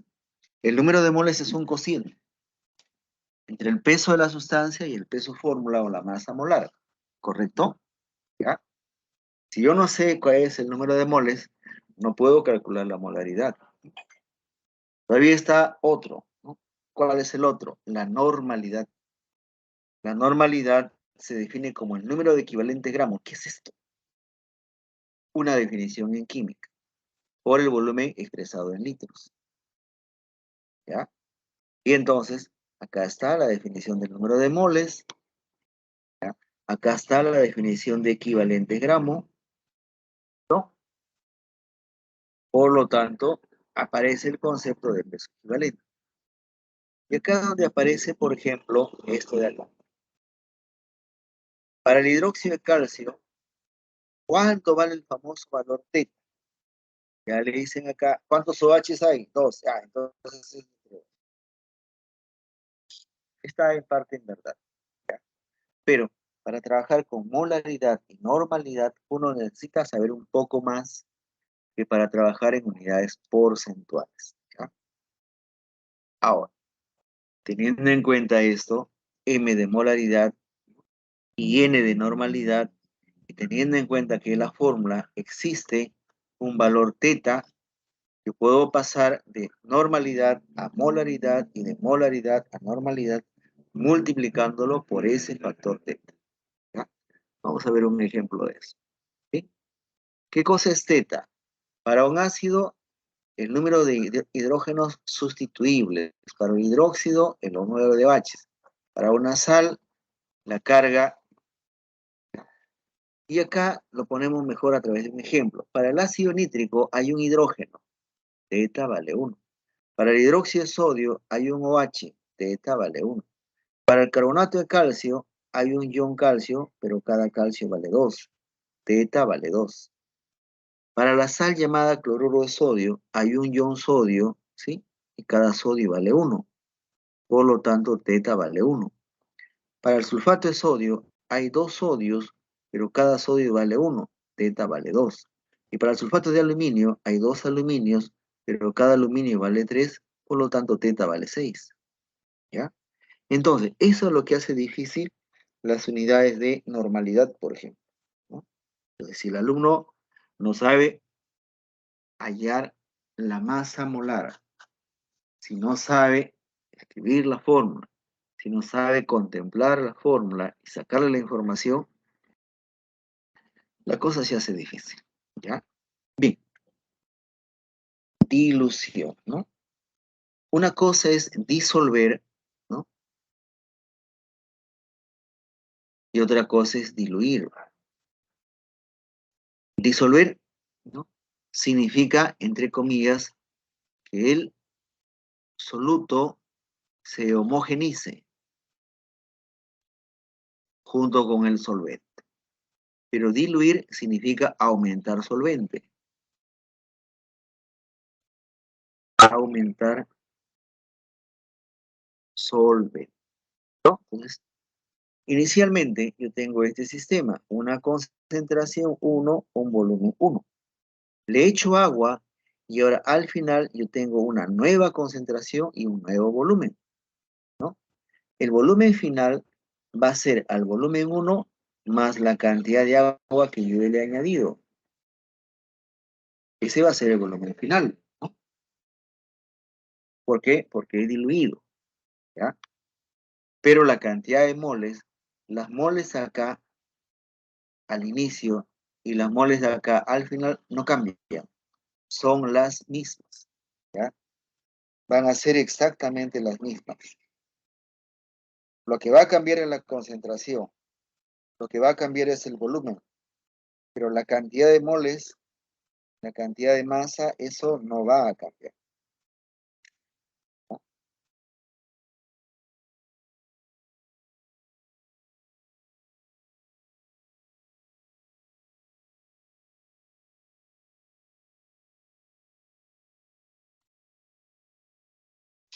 ¿Sí? Entonces, aparece una fórmula que se trabaja como una igualdad, ¿no? Es la que está acá. Concentración 1 por volumen 1 es exactamente igual a concentración 2 por volumen 2. ¿Por qué? Esto viene de esto, por si acaso. Molaridad es el número de moles entre el volumen en litros. Si yo despejo N, que es esto de acá, ¿qué cosa es N? La concentración, molaridad, por el volumen, que está acá. No crean que aparece así de imprevisto, aparece mágicamente. No, ¿ya? Concentración 1 por volumen 1 es igual a concentración 2 por volumen 2. ¿Correcto? Ahora, pero ¿qué va a pasar si yo mezclo? Llamo esto esta solución A, llamo a esta solución B, y a la mezcla la voy a llamar C. ¿Ya? Si A y B son iguales, entonces yo voy a sumar. Pero si A y B son lo opuesto o incompatible, entonces yo voy a restar. ¿Ya? No sé si me dejo entender. Imagínense que A sea ácido clorhídrico y B sea ácido clorhídrico. Entonces C tiene que tener ácido clorhídrico. Pero si A fuera ácido clorhídrico y B fuera hidróxido de sodio, C va a ser o es neutro o tiene un exceso de algo, que puede ser ácido o que puede ser un hidróxido, ¿ya? Esos casos son los que están contemplados. Si la sustancia es la misma, los moles se suman. Si las sustancias son opuestas, los moles se restan, ¿ya? Pero miren acá, C1 por B1 es aquel, C2 por B2 es aquel, y C3 por B3 es aquel, ¿no? ¿Ya? Y por supuesto que el volumen 3 es igual que el volumen 1 más el volumen 2, porque esta no es una dilución, esto solamente es una mezcla. Bien, y aparece el concepto de pH. Ya, pH es P minúscula, H mayúscula, no es así. pH supongo que esto será papel higiénico, ¿no? Y pH, esto de acá, significa grado de filósofo. ¿Ya? Entonces son tres cosas diferentes. Cada letra que se ha ido diferenciando tiene un significado distinto, ¿no? Muy bien. El pH y la escala de pH se hace en función a una sustancia muy extraña llamada agua. El valor más pequeño, 0, es el lugar más ácido. Y el valor opuesto, que es el valor 14, es el valor más básico. 14 y 0 son corrosivos, capaces de destruir los tejidos, destruir diferentes materiales, ¿no? El valor neutro ha sido reservado para el agua y el agua destilada, ni siquiera cualquier agua. ¿Listo? Entonces, pueden ver ustedes en la parte de arriba ácido de batería, jugo estomacal, limones, en fin, etc. Y ahí más o menos el intervalo de pH en donde estas sustancias lo reconocen. ¿Ya? Ahora, la palabra neutralización significa anular. Es como la palabra antídoto y veneno. Y ustedes saben lo que eso significa. El antídoto anula el veneno. Pero en la neutralización, al ácido lo anula el hidróxido o al revés. Se va a formar como resultado agua. ¿Ya? Al ácido lo anula el hidróxido o al hidróxido lo anula el ácido. Resultado final, agua. ¿Listo?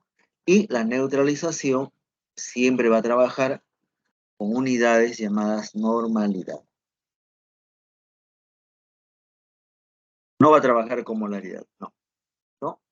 Entonces, en una neutralización resulta que el número de equivalente gramos de ácido tiene que ser exactamente igual al número equivalente de la base. Si no, no hay neutralización. Si acá es 45, acá tiene que ser 45. Si acá hay 125, acá tiene que ser 125. Las cantidades tienen que ser exactamente iguales. ¿Sí? Y entonces aparece nuevamente una fórmula que dice normalidad por volumen del ácido es igual que normalidad por volumen de la base. ¿No? Del ácido y de la base. ¿Ya? Bien. No sé si habría alguna pregunta por ahí, de repente algo que se me pasó, algo que no dije, por favor.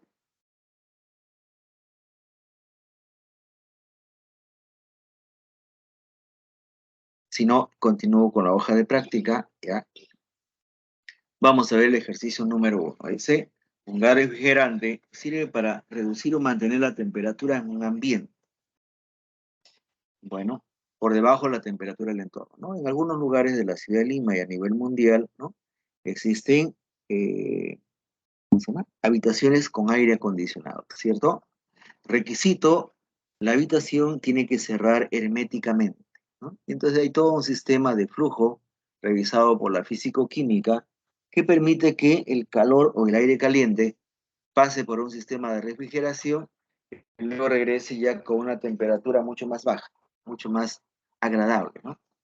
Y si alguno de estos gases refrigerantes pueden ser los clorofluorocarbonos, CFC, aunque ya están prohibidos de hace varias décadas de ser usados, ¿no?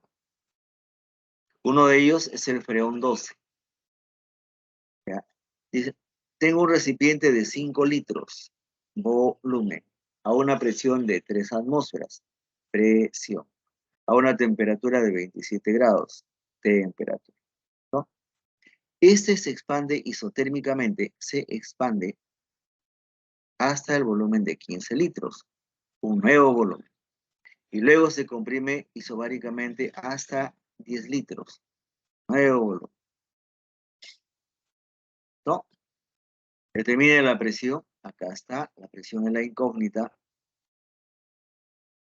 ¿sí? Después del primer proceso y la temperatura final en el segundo proceso, ¿listo? Muy bien, entonces yo tengo acá 5 litros de un gas a 3 atmósferas, ¿sí? Y a 300 Kelvin. Recuerden, no pueden trabajar en grados centígrados, tienen que sumarle el 273 para que el resultado salga en Kelvin. Solamente pueden trabajar en escala absoluta. Bien, dice que cuando va a 15 litros, ¿cuál es la nueva presión? ¿No? Y luego, cuando va, cuando regresa a 10 litros, ¿no? ¿Cuál es la nueva presión? Es lo que está pidiendo, ¿no? Ah, no, la nueva temperatura. ¿No? ¿Ya? Y entonces vemos acá lo siguiente. En el primer proceso, proceso 1, el volumen es 5 litros, la presión es 3 atmósferas, 27 más 273, 300 Kelvin. Me dicen que el nuevo volumen es 15 litros. ¿Cuál es la nueva presión? Ya que la temperatura se mantiene constante. Por lo tanto, aplico la ley de Boyle, ¿no? Si la temperatura es constante, tengo que aplicar la ley de Boyle, ¿correcto? Y reemplazo en cada variable el valor que le corresponde, ¿sí?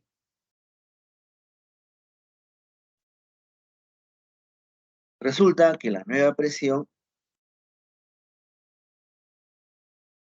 resulta ser una atmósfera.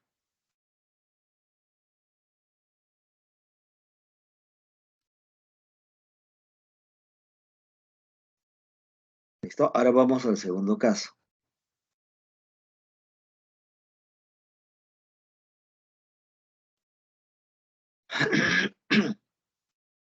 En el segundo caso, ahora parto de que tengo 15 litros a una atmósfera y a 300.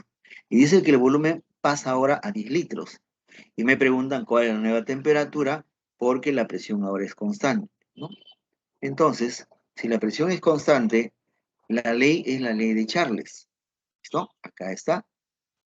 ¿Y cómo sé que es de Charles o no sé? No me acuerdo, pero al menos no está la presión, ¿ven? Si me acuerdo el nombre de Charles, bien, y si no me acuerdo, no pasa nada. Pero la fórmula no puedo fallar, ¿no? Resulta que la nueva temperatura es 200 Kelvin, que convertido, tengo que restarle 273, resulta menos 73 grados centígrados. Con lo cual la respuesta, la letra D. ¿Ya? Entonces, ahí hay un ejercicio que se resuelve o soluciona en 2 etapas. 2 etapas. ¿Ya? Ejercicio 2. El nitrógeno es el gas más abundante en el aire. Se puede extraer mediante destilación fraccionada. Si después de un proceso de destilación el nitrógeno extraído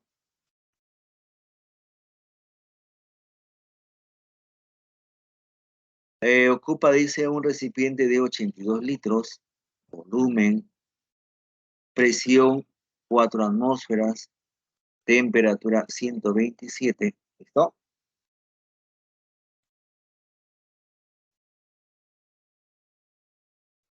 ¿Sí? ¿Qué hago acá? A ver, tengo... me dice determina el número de moléculas de nitrógeno. Listo, entonces, esto es P por B igual a nRT. Tengo la presión 4. Tengo el volumen 82 litros. ¿Tengo N? No. Tengo R, sí, 0,082. Tengo la temperatura a 127. Le debo sumar 273, correcto, y me da 400. Acá es 400. El 4 se va con el 4, los dos ceros se van hasta acá, 82 con 82, acá es 10, por lo tanto el número de moles es 10, ¿no? ¿Listo? Ahora, si un mol tiene 6,02 por 10 a la 23 moléculas de cualquier sustancia, 10 moles será X, donde X es 6,02 por 10 a la 24. Listo. ¿Bien? ¿Ya? Pero veamos el desarrollo mucho más bonito. La letra B, ¿sí? Ahí está. Mucho más ordenadito, mucho más mejor. Entonces, temperatura 400 Kelvin, presión 4 atmósferas, volumen 82 litros, a pico pavo igual ratón, despejo 10 moles. Si un mol es número de Avogadro de moléculas, 10 moles será esto de acá.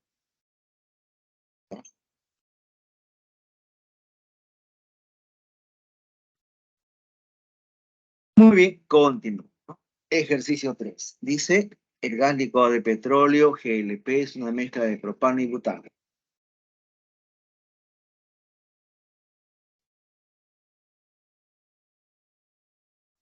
Para simular el comportamiento del GLP en un motor de combustión, se agregan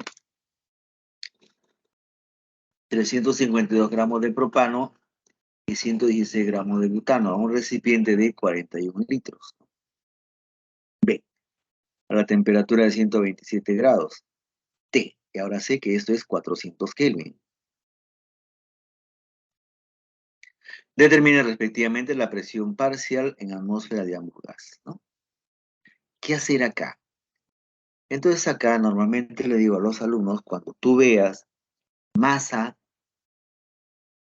y la sustancia, porque la masa es 352 gramos y la sustancia es propano, vas a hallar inmediatamente el número de moles de propano. El número de moles es masa, los 352, entre el peso fórmula, que acá es 44. Y para el otro igualito, número de moles de butano es 116 entre 58. ¿No? Bueno, acá es más fácil, 2. Ay, 300. Esta acá es 8.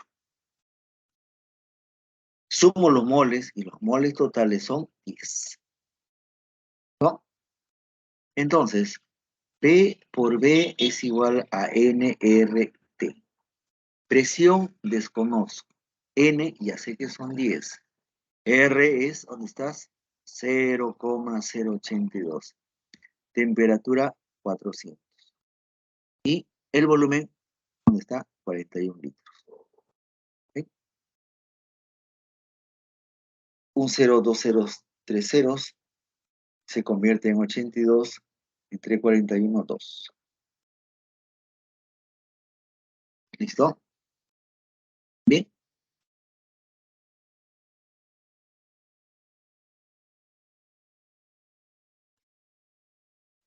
No, el 4 por 2 va a ser 8.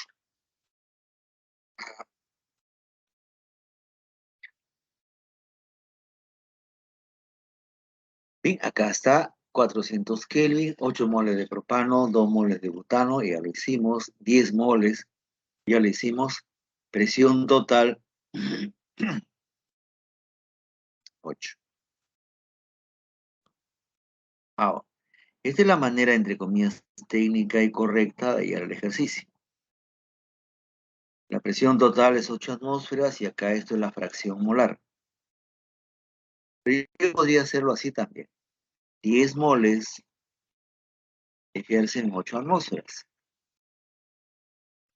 8 moles ejercerán X. Y X es 6,4. 2 moles ejercerán X2. Y X2 es 1,6. Y se acabó. Ustedes busquen el procedimiento más corto. Profesor, ¿Sí? ¿pero qué significa la M minúscula? ¿Dónde? La M minúscula, propano. M, no, es una N. No, la M que está allá acostada. ¿A cuál La que costado? se divide. O sea, N propano es igual a M propano entre mol La propano. M es masa. Están Ah, ya. tratando de castellanizar ¿cómo se llama esto? N es número. Y N número es propano. N de nene, número de moles. Ah, ya. Y M de mamá, masa. Ok, profesor, gracias. ¿Ya? Hasta ahí, ¿entendible? Profesor, la relación de los 10 moles con los 8 Claro, atmósferas nos saca relación a lo resuelto, ¿no, profesor? por supuesto, es lo mismo. Ojo, ¿ah? Recuerda que hace rato le dije lo siguiente, y muchos alumnos a veces no se dan cuenta de este pequeño detalle. La presión depende directamente del número de moles. Y eso es lo que dice acá. Esto es la ley de Dalton. Y lo mismo que estoy planteando es esto. 10 moles ejercen 8 atmósferas. 8 ejercerá 6,4 y 2 ejerce 1,6. Listo. ¿Para qué complicarse la vida? ¿Ya? Listo, continúo, me va a ganar la hora. Dice, una forma de producir oxígeno en el laboratorio es por medio de la descomposición térmica de cloruro de potasio según la siguiente ecuación. Ahí está. Se descompone en 735, volumen gas 3,2. Listo. Entonces, a ver. Me dan el peso de esta sustancia y me dicen que es 122,5. 122,5. Pero está multiplicado por 2. O sea, esto de acá me da 225. ¿No? Y esto me da acá 3 moles de oxígeno. El ejercicio me dice con 7,35 gramos cuántas moles de oxígeno voy a generar. ¿Ya? ¿Estoy? ¿Sí? Entonces, no, acá es 2,45. Estoy pensando, ¿verdad? No extraño. ¿No? ¿Sí? Y entonces, ese es el planteamiento que está acá. 2,45, 3 moles, 735 X moles, por lo tanto me da esto. Ese es el número de moles. 0,09 o 9 por 10 a la menos 2. Como ya tengo el número de moles, en el ejemplo anterior yo tenía el volumen, tengo la temperatura, me falta ¿qué cosa? Me falta la presión, entonces aplico directamente P por B igual a NRT. Reemplazo valores, el número de moles, el valor R, temperatura 300, volumen, respuesta 540 milímetros de mercurio. 540 milímetros de mercurio. Hasta ahí está entendible. Sí, profesor. Listo, entonces continúo. ¿Ya? Ejercicio 5. Allá. Durante la pandemia del COVID-19, la recomendación era limpiar la superficie con lejía. Las empresas que han vendido lejía se han hecho millonarias a nivel mundial, ¿no? Bien. Dice que la lejía tiene una masa, una botella de 4.000 gramos, 4 kilos, un volumen de 3.750 mililitros, ¿cierto? Es un galón norteamericano, y el hipoclorito 4% en masa, acá. 4% en masa. Significa 4 gramos de lejía y 100 gramos de solución. Eso significa 4%. ¿Ya? Al respecto, seleccione la alternativa que completa los espacios en blanco. Muy bien. Si yo tengo que 4 gramos ocupan 100 gramos o están contenidos en 100 gramos, en 4000 gramos, miren acá cuánto habrá, ¿no? Y esto dice 4 por 4, 16, más un 0, a ver, sí, 160 gramos de lejía, de hipoclorito, o sea, acá 160. Ahora, ya tengo la masa.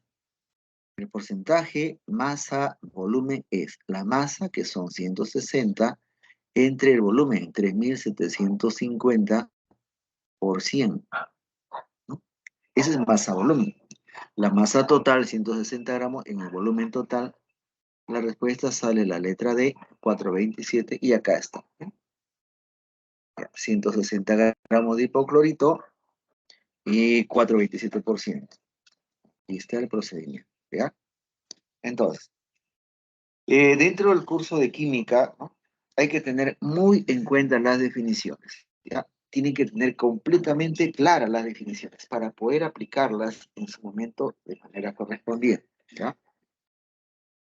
Ejercicio 6, ¿no? Dice, las soluciones de hidróxido de potasio tienen diferentes aplicaciones, por ejemplo, la fabricación de jabones, en galvanoplastía y en mezclas para quitar esmaltes y barnices. También se usan en materiales para destapar cañerías. Para este último es necesario la solución de hidróxido de potasio. Ojo acá, miren el dato, 28% masa volumen. ¿Qué significa esto? 28 gramos de hidróxido de potasio en 100 mililitros de solución. Eso es lo que significa. Dice, hay la concentración molar y normal, ¿no? Bueno, la molaridad es el número de moles contenidos en un litro, pero el número de moles es el peso sobre la masa molar por el volumen en litros. El peso, ahí lo tengo, acabo de sacarlo, 28 gramos. El hidróxido de potasio me dan el dato, 56 gramos mol. Y el volumen en litros, 100. ¿100 qué? Ah, no, 0,1 litro. Listo. Respuesta, 5 molar. La normalidad es igual que teta por molaridad, pero el hidróxido de potasio tiene un valor teta igual a 1. Entonces, la molaridad y la normalidad son lo mismo. ¿Ya? Repito por si acaso. ¿Bien? Cuando me dan esta concentración de hidróxido de potasio al 28% masa volumen, ¿ya?, ese es el dato importante, y acá está. Vamos a ver, voy a cambiar el color a mi lápiz, ¿no?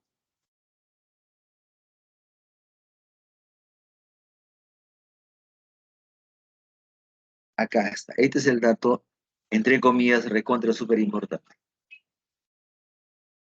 28 gramos de hidróxido de potasio en 100 mililitros de solución. La molaridad tiene esta definición. Pero esta fórmula es mucho más aplicable. Y es lo mismo. Reemplazó valores: peso 28, 28. Masa molar 56, 56. Volumen en litros es 100 mililitros, pero 100 mililitros es 0,1 litro. Ya tengo mis tres factores, resultado 5 molar. Pero teta vale 1, por lo tanto es 5 normal. ¿Ya?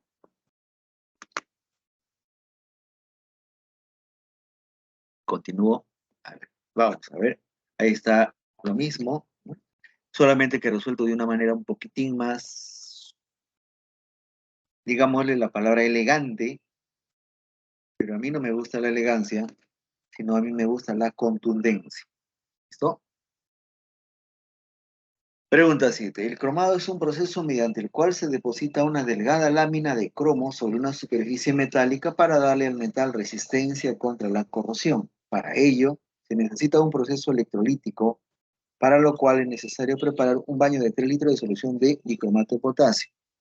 Necesito preparar 3 litros, volumen, dicromato de potasio, concentración. ¿No? Si en el laboratorio se tienen 2 bidones de 5 litros,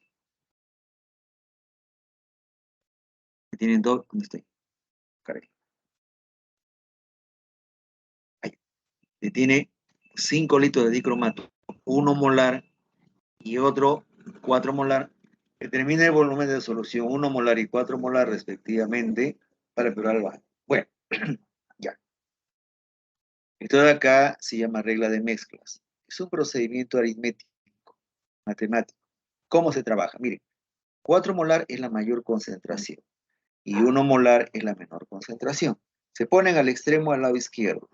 Lo que yo busco es 2 molar. Lo pongo al centro y resto en forma diagonal. ¿Listo? 4 menos 2, 2. ¿Correcto? 1 menos 2, 1. ¿Ya? Y luego estos valores los sumo. ¿No?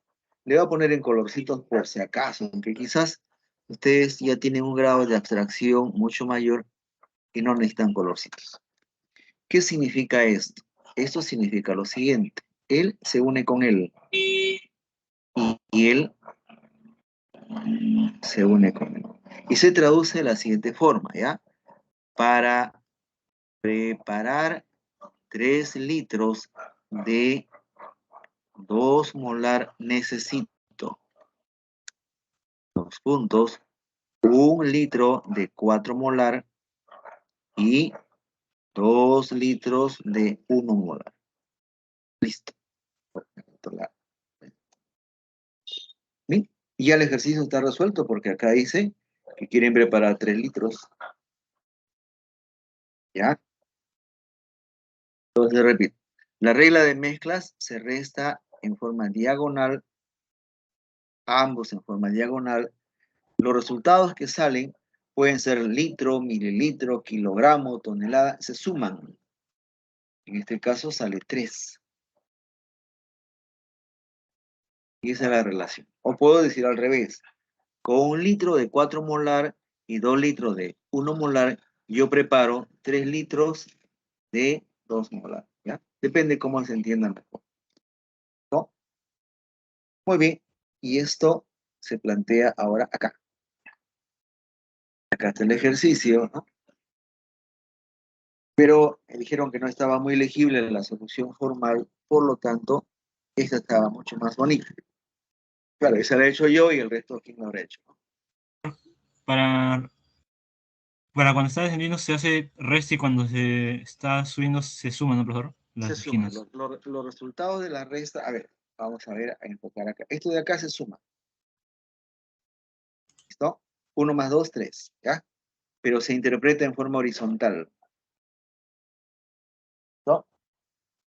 Se interpreta en forma horizontal. ¿Ya? Esa es la regla.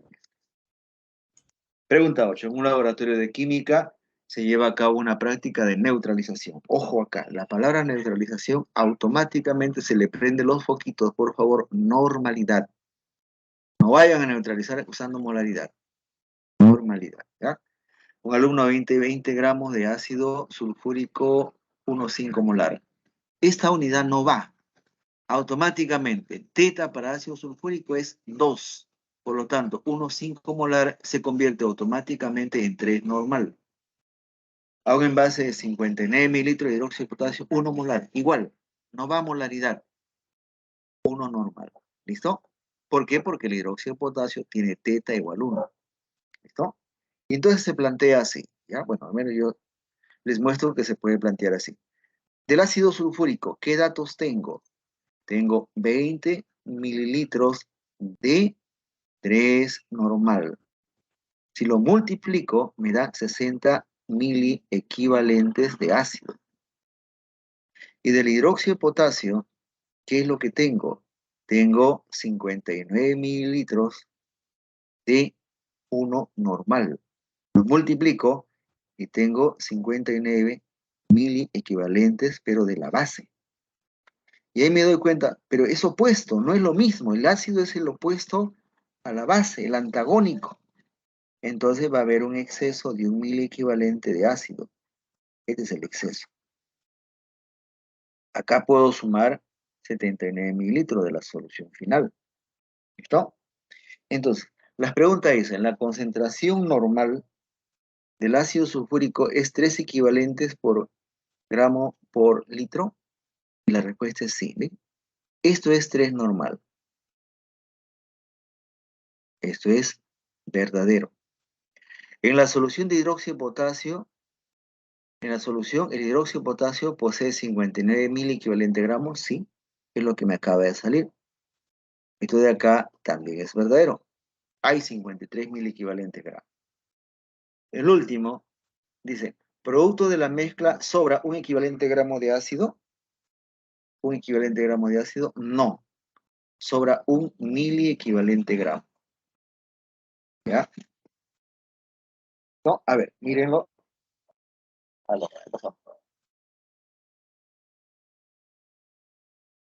Ya listo, te felicito. Ya muy bien, ya tengo clases. Ya, ya, listo, ya. Son clases. Muy bien, veamos acá. Acá está lo mismo, ¿no? No sé si más simple, más complicado, pero ahí está. ¿Ya? 3 normal, acá está. No, 59 milicolentes, acá está. Y 1 por 10 a la menos 3. Eso sí es correcto. ¿Ya? ¿Sí? Ahí está la solución de los ejercicios propuestos para esta semana. No sé si habrá alguna pregunta por ahí.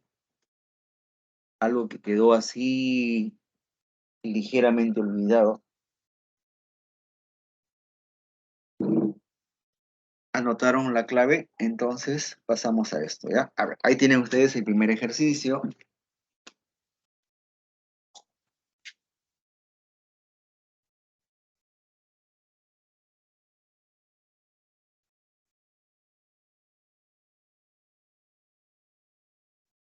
¿No?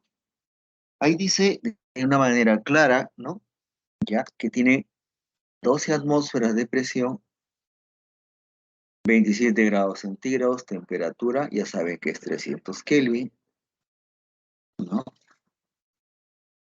Y 41 litros, que es el volumen, ¿no? Y acá está el volumen, las 12 atmósferas, la temperatura 300, y resulta el resultado. No parece, ya parezco un genio ya del Congreso, ¿ya? Pregunta 2, ¿no? Aquí está. Miren, dice, el recipiente tiene 410 litros. Volumen. 6 por 10 a la 24 moléculas de oxígeno, ¿no? Aquel que es rápido, pero acá son 10 moles, ¿sí? Son 10 moles. 600 gramos de argón. Hay que hallar el número de moles de argón. Y 25 moles de CO2. Bueno, y acá, el número de moles de CO2 ya es 25. ¿Sí? Tengo acá, número de moles de argón, 15. Número de moles de oxígeno, 10. Número de moles de CO2, 25. Total, 50. Volumen 410, 300. Entonces despejo, presión total, 3 atmósferas. Acá están los 50 moles por R por 300 entre 410 litros. Me piden presión de argón 0,9. ¿Ya? Acá está lo del mar muerto, ¿no? La densidad, me dan la densidad, hallo la masa, hallo la masa del soluto, finalmente la molaridad es un montón. ¿Ya? Preparar una bebida isotónica, 71 gramos de sacarosa, 233 miligramos y 40 miligramos. ¿Ya? Me dice la concentración solamente de sacarosa, bueno, 17,51 entre 342, 0,05 molar, ¿no? Y finalmente, en una práctica de química, 50 mililitros de ácido sulfúrico, 2 molar, ¿no? Sobre hidróxido de sodio, hay que ver si se ha neutralizado, ¿no? ¿Ya? Entonces, ¿Qué es esto? 50 por 4 son 200. Pide la masa de hidróxido de sodio para neutralizar 8 gramos, ¿ya? Listo.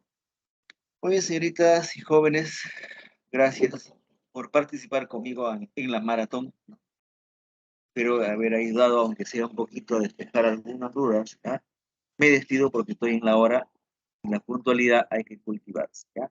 Muchísimas gracias, hasta la próxima semana.